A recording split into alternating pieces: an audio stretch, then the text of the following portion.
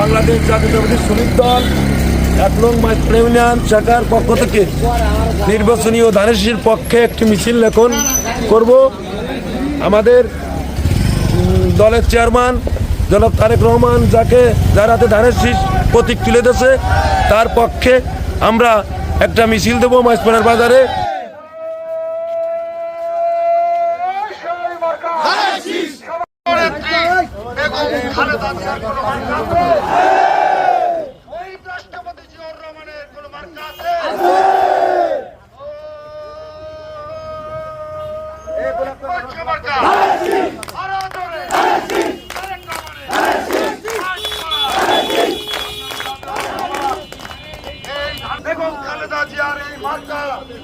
প্রচার করেন। আমার বিশ্বাস বিগত দিনেও এই ধানের শীষ 2001 সালে শেখ হাসিনার নৌকাকে মাইজপাড়া ইউনিয়নে পরাজিত করেছিল। দর্শক, আমরা এই মুহূর্তে নড়াইলের সংসদীয় আসন 94-2 আসনের হয়ে জনাব ফওয়াদুজ্জামান ফওয়াদ লড়বেন, তারই কিন্তু ধারাবাহিকতা আমরা এই মুহূর্তে কিন্তু দেখতেছি। ধানের শীষে কিন্তু বিশাল বড় একটা মিছিল আমরা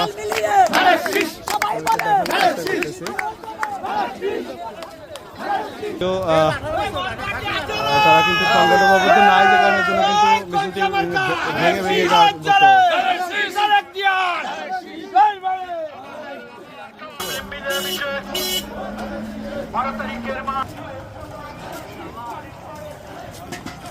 আরেকজন ধরেন 12 তারিখে জিতার মতো কোন মার্কা আছে নাকি রে?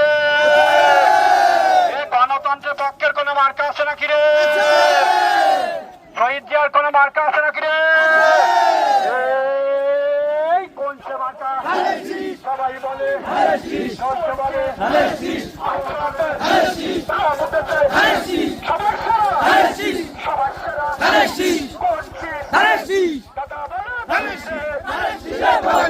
ধানের শীষে ভোট ভাই বলে ভাবি রে।